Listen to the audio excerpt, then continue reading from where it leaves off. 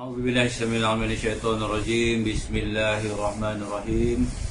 Alhamdulillahi rabbil alamin wal akhibatu lil muttaqin wala udwana illa 'alal zalimin wassalatu wassalamu ala asyrafil anbiya'i wal mursalin wa ala alihi wa sahbihi wa man tabi'ahum bi ihsan ila yaumiddin, amma ba'd. Rabbi shrah li sadri wa yassir li amri wa hlul 'uqdatam min lisani yafqahu qawli. Qala subhanaka la ilma lana illa ma 'allamtana innaka antal alimul hakim. Wala hawla wala quwwata illa billahil 'aliyyil 'azim. Rabbi yassir wa la tu'assir, rabbi tamim ila bi khair. Allahumma faqqihna fid din wa 'allimna ta'wil ya rabbal alamin. Alhamdulillah, semua alhamdulillah syukur kita kehadrat Allah Subhanahu wa taala dipertemukan sekali lagi dalam ruangan online kuliah maghrib bersama-sama dengan para jemaah Surau An-Nur Seksyen 20 Shah Alam. Moga-moga perkongsian kita pada malam ini dapat kita kongsi sama-sama, yang mana kita masih lagi berada dalam pandemik, masih lagi berada dalam suasana wabak COVID-19 ni. Alhamdulillah, walaupun orang kata apa, walaupun pergerakan kita terbatas, kuliah-kuliah masih belum lagi dapat boleh dijalankan di surau-surau ataupun di tempat-tempat kuliah sepatutnya diadakan. Tapi alhamdulillah kita masih lagi ada alternatif. Kita dapat menggunakan segala kecanggihan gadget-gadget dengan kita membuat usaha yang telah dijalankan oleh para biro-biro dakwah demi kelangsungan kuliah-kuliah ini. Jadi kita melalui ruang online ni. Alhamdulillah, pada hari ini, pada malam ini kita akan buat julung kalinya, kita akan kongsi khususnya jemaah Surau An-Nur Seksyen 20 ini, dan pada malam ini dan malam-malam yang seterusnya kita akan kongsi dari kitab. Kita akan baca kitab Baharul Mazi, yang ini karang Syekh Idris Al-Marbawi. Kitab Baharul Mazi ini ada 22 jilid. Pada malam ini kita pilih jilid yang ke-15 lah. Jadi kalau kita nak ambil daripada 1 sampai ke 22, tak tahulah kita mati dulu ke kita ambil kitab dulu, Allah alam. Namun begitu, pada malam ini kita nak kongsi dalam bab 15. Dalam bab Baharul Mazi jilid ke-15 ni adalah berkenaan dengan tajuk Abwabul Fitan. Ini kitab berkenaan dengan fitnah. Syekh Idris Al-Marbawi telah mengarang kitab Baharul Mazi ini bila ni tuan-tuan? 60 tahun lebih dulu lah. Dan kemudian dialih bahasa Malaysia oleh siapa dia? Puan Rahimnya Ibnu saya. Jadi apa yang terkandung dalam apa itu bab fitan ini? Baharul Mazi ini adalah satu kitab hadis sebenarnya. Kalau orang tanya kau mengaji apa di Ustaz tu mengajar kitab apa di Seksyen 20 tu, kalau terlupa nak sebut Baharul Mazi, sebut kata kitab hadis.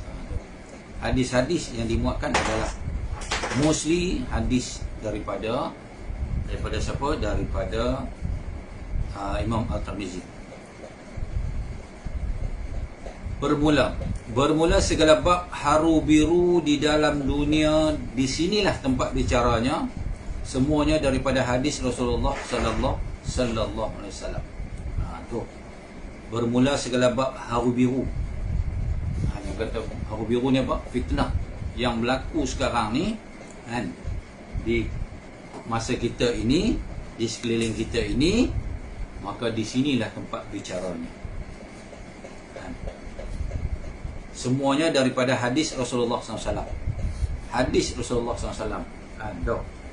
Jadi kita tengok huru haranya apa, fitnahnya apa tuan-tuan, kita tengok, kalau kita tengok zaman sekarang ni, kita tengok televisyen saja, kalau tak ada kes mati, tak ada kes ragut, tak ada kes pukul kapuk, Allahu Akbar, macam-macam, tu fitnah. Kita tengok zaman sekarang ni pula, suasana sekarang ini, kita berada di dalam di apa orang kata apa, di pandemik, di wabak penyakit ini. Kita tengok hari-hari ada kematian. Itu pun fitnah, dengki-mendengki ni tu secerita lah, kan, tipu menipu ni tu secerita, tu semua fitnah akhir zaman. Masalah haru biru yang diturunkan Allah ke atas muka bumi ini, ketahuilah kiranya ya saudaraku, bermula haru biru ataupun huru hara yang diturunkan Allah Subhanahu Wa Taala ke atas muka bumi ini, kemudian daripada wafat Nabi, yakni Nabi kita Nabi Muhammad sallallahu alaihi wasallam, hingga ke hari kiamat amatlah banyak. 1500 tahun dulu, 1400 tahun dulu dah, bermulanya huru hara ni, yang kata haru biru, huru hara, fitnah ni, yang diturunkan oleh Allah Subhanahu Wa Taala ke atas muka bumi ini. Kemudian daripada wafatnya Nabi Muhammad sallallahu alaihi wasallam. Wafat saja Nabi Muhammad sallallahu alaihi wasallam berlaku. Dan banyak lagi hadis-hadis Nabi berceritakan tentang fitnah ini. Maka kebanyakan kisah huru hara dan kabarnya banyak tersebut dalam hadis Rasulullah SAW. Banyak. Kalau tuan-tuan buat satu catatan, berlaku begini, begitu, semuanya hadis Nabi Muhammad menceritakan tentang bagaimana berlaku huru hara itu. Sesetengahnya ada didatangkan oleh Abu Isa At-Tirmizi di dalam kitabnya ataupun sunannya, dan setengahnya di dalam kitab-kitab hadis yang lain. Kitab-kitab hadis yang lain pun ada juga, bukan kata kitab baru mazi je, kita banyak kitab. Maka di sini apabila datang hadisnya itu adalah didatangkan pula tambahan keterangan-keterangan dengan beberapa hadis dan perkataan-perkataan ulama juga. Di samping hadis-hadis yang kita baca, yang kita ketahui atau yang kita akan pelajari nanti, ada juga orang kata apa, perkataan-perkataan daripada ulama-ulama, kan, yang ini ulama-ulama yang apa, cerita dia. Bab yang pertama, babul maja'a la yahillu damu mri'in muslimin illa bi ihda salat. Bab yang telah datang ia pada menyatakan tiada dihalalkan darah seseorang daripada orang yang Islam melainkan dengan salah satu daripada tiga sebab. Ayat yang pertama kita adalah apa? Tiada dihalalkan. Tiada dihalalkan darah seorang daripada orang yang Islam. Mana kita tak boleh nak berbalas-balas sampai bertikam-tikam, berbunuh-bunuh di antara sesama Islam. Haram hukum dia. Maka dengan salah satu daripada tiga sebab, kecuali dengan adanya tiga sebab boleh. Kita nak ambil tindakan ataupun nak ambil suatu hukuman. Yang kata Islam ni dia tak adalah rigid sangat, kan? Betul tak? Ketahuilah kiranya ya saudaraku, adalah huru hara dan gempar yang besar di atas muka bumi ini ialah daripada berkelahi-kelahi dan bertengkar-tengkar sampai jadi berbunuh-bunuhan. Yang kata huru hara yang kita duk tengok ni sekarang, kadang-kadang berlakunya perbuatan reta adik-beradik. Pembahagian dah ikut faraid ke ikut apa semua tu. Dah lepas mula depan-depan mahkamah kata semua setuju, tetapi di belakang dah habis balik soal apa semua, tak setuju. Tu kata hang ambil lebih, dia ni ambil kurang, berlakulah sihir menyihir. Tu huru-hara tu, fitnah tu. Itu dalam keluarga. Tu bertengkar pula, tak puas hati jiran-jiran. Allah, bukan tak berlaku, tu dah berlaku. Itu sebab kita tengok dunia ni sekarang ni tuan-tuan, dunia ni merata-rata di seluruh pelosok dunia ni.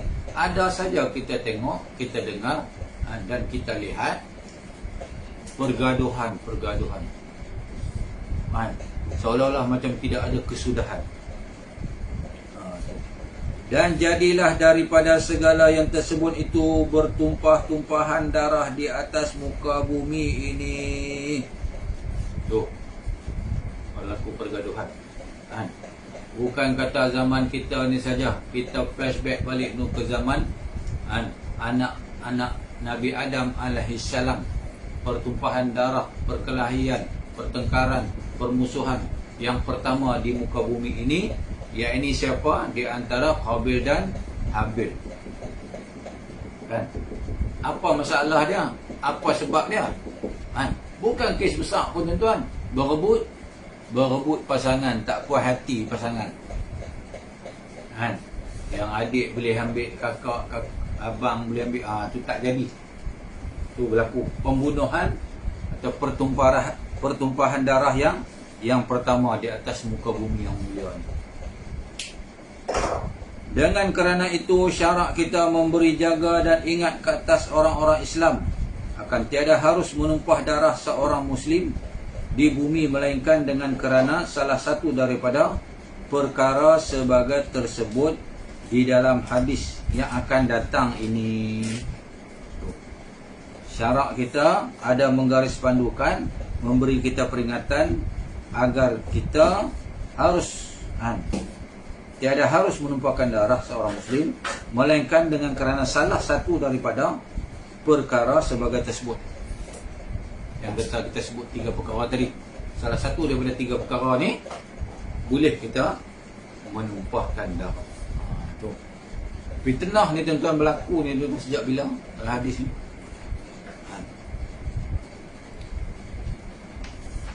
Sejak tu awal huru-hara dan gempar besar dengan sebab berbunuh-bunuhan sama Islam. Kemudiannya daripada wafat Nabi Muhammad. Berlakunya huru-hara ni tuan-tuan startnya bila Nabi Muhammad sallallahu alaihi wasallam wafat saja, maka berlakulah. Seawal-awalnya ketika mana wafatnya Rasulullah sallallahu alaihi wasallam, ketika mana Amirul Mukminin, khalifah Islam yang pertama, yang namanya Sayyidina Abu Bakar As-Siddiq. Siapa dia Abu Bakar As-Siddiq ni? Bukan sekadar kawan rapat, teman seperjuangan, dia juga adalah bapa mertua kepada Nabi Muhammad sallallahu alaihi wasallam. Bagaimana berlaku fitnah itu? Berlakunya fitnah itu ketika mana pemerintahan Khalifah Sayyidina Abu Bakar, masyarakat di ketika itu enggan mengeluarkan zakat fitrah lagi. Zakat. Sebab apa? Mereka mengatakan kami hanya mengikut Nabi Muhammad SAW. Ketika mana adanya Nabi Muhammad, bersamanya kami dengan Nabi Muhammad SAW, kami keluar zakat. Bila Nabi dah wafat, maka habislah. Kami tak mau bayar lagi kepada tu khalifah ataupun pemerintahan masa tu, kerajaan masa tu. Maka sehingga Sayyidina Abu Bakar terpaksa memerangi pihak-pihak yang enggan mengeluarkan zakat. Itu satu. Yang keduanya, ada yang menjadi pengganti, kononnya pengganti kepada Rasulullah SAW. Siapa dia? Yang mengaku dirinya juga Nabi, yang namanya siapa dia? Allahumma salli ala Sayyidina Muhammad, Musailamah Al-Kazab. Tu yang standby awal lah. Dia kata apa? Muhammad hang mati, hang meninggal, hang tak ada je, aku ganti. Ada dah macam tu. Zaman kita ada tak? Dia berlangsung sampailah betul. Sampailah kiamat nanti. Tu. Masing-masing cuba nak mengaku Nabi. To be, orang kata apa? Somebody. Maka tu berlaku. Seawal-awal fitnah, huru-hara, tu berlaku. Kan? Kemudiannya di zaman siapa? Di zaman Saidina Omar berlaku fitnah lagi. Sehingga di Saidina Omar dibunuh, ditikam. Kemudian dan sampailah keempat-empat kita punya khalifah semuanya mengalami peristiwa itu. Rupanya huru-hara dan fitnah itu dia tidak berkisar di zaman sahabat-sahabat saja, sampai kiamat. Ayat yang kita baca tadi, dia akan sampai hari kiamat. Masya Allah. Ialah pembunuhan yang terjadi awal-awal huru-hara dan gempar besar dengan sebab berbunuh-bunuh sesama Islam. Kemudian daripada wafat Nabi itu ialah pembunuhan yang jadi ke atas al-mu'minin Uthman bin Affan radhiyallahu anhu, iaitu khalifah yang ketiga bagi Rasulullah sallallahu alaihi wasallam. Khalifah yang ketiga. Siapa dia? Osman. Sayyidina Osman bin Affan ini, dia adalah seorang sahabat Nabi Muhammad sallallahu alaihi wasallam. Dan 2 kali menjadi menantu Nabi Muhammad sallallahu alaihi wasallam. Itu hebatnya. Dia adalah seorang dermawan. Bukan sekadar hartawan, jutawan. Dan akaunnya tuan-tuan masih aktif, yayasannya masih aktif sampai sekarang. Masya Allah. Siapa dia?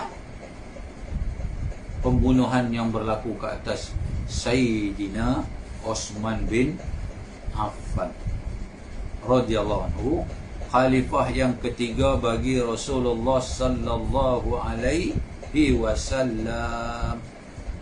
Tu Sayyidina Uthman. Tuan, kita boleh bayang sahabat-sahabat Rasulullah SAW.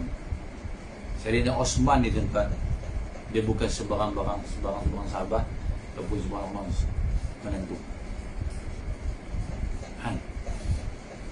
Dia punya sifat pemalu ni tuan-tuan. Tidak ada di antara sahabat-sahabat, sahabat-sahabat sini mengaku tak pernah tengok aurat Sayyidina Uthman, tak pernah tengok.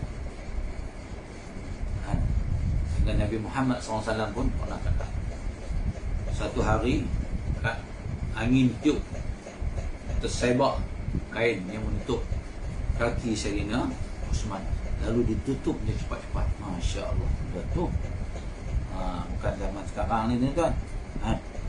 Katakan lelaki tu tunjuk orang okey lagi, dengan perempuan-perempuan sekali. Tu.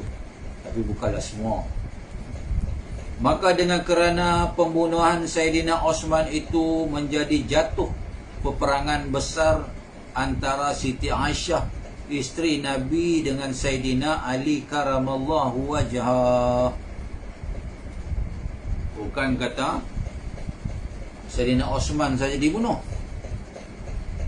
berlaku konflik di antara peperangan besar di antara Siti Aisyah isteri kesayangan Nabi Muhammad SAW dengan Sayyidina Ali karamallahu wajhah. Siapa dia Siti Aisyah ni tuan-tuan? Isteri Nabi Muhammad sallallahu alaihi wasallam. Yang banyak hadis-hadis tuan-tuan daripada Siti Aisyah. Di kalangan isteri Nabi, yang Nabi adalah hadis-hadis daripada Siti Aisyah. Kita nak kata siapa? Siti Aisyah salah. Kita kata Siti Aisyah cemburu ke apa? We are not in the position to go against Siti Aisyah. No. Because why? We are not smart enough to be in that position.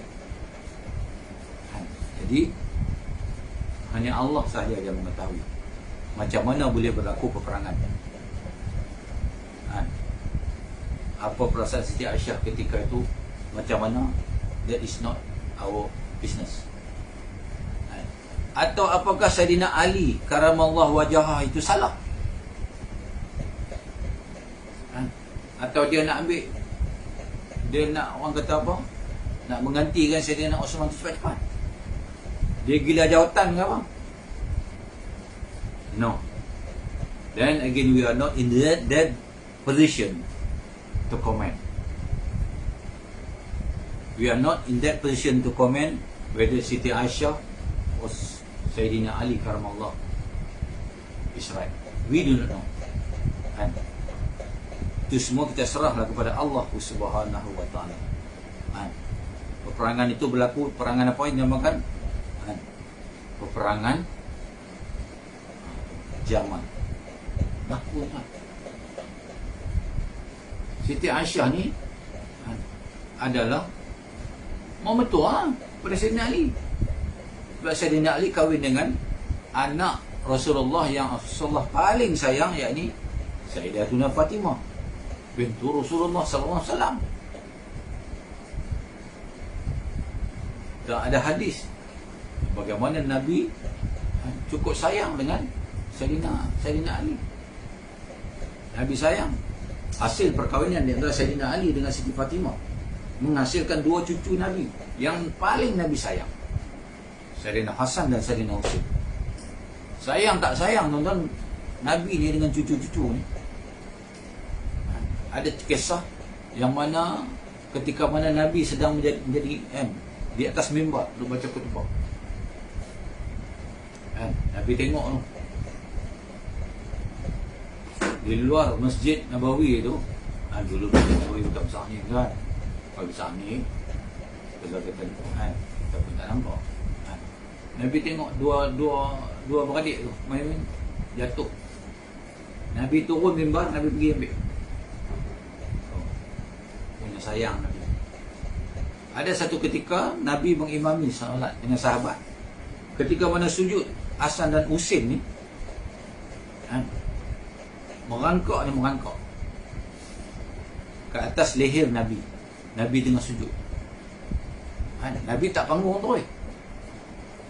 Nabi sayang cucu, Nabi tunggu, Nabi sujud sampailah Hasan dengan Husain ni turun. Punya sayang tuan-tuan. Bukan macam kita. Kita kalau ada orang panjat tengkok, tak panggung tu. Kita nak bagi dia jatuh, pula tu jatuh. Kita nak mengajak dia kononnya, bagi dia pada muka. Nabi dah cara Nabi melayan cucu-cucu. Sayang tak Nabi? Masya Allah. Yang saya cerita tadi ni bukan kita lah, kita lain. Kita di sini semua sayang cucu kan. Tu. Kemudiannya seterusnya siapa lagi? Peperangan besar itu di antara Siti Aisyah dan isteri Nabi dengan Sayyidina Ali karamallahu wajhah. Peperangan Jamal. Tidak cukup dengan itu, jadi dua peperangan yang amat besar antara Sayyidina Muawiyah radhiyallahu anhu dengan Sayyidina Ali. Ali pun berlaku juga. Selepas berlaku peperangan besar dengan Siti Aisyah, Sayyidina Ali dengan Sayyidatina Aisyah, kemudiannya berlaku pula dengan Sayyidina Muawiyah radhiyallahu anhu dengan Sayyidina Ali karamallahu wajhah. Berlaku pula lagi satu.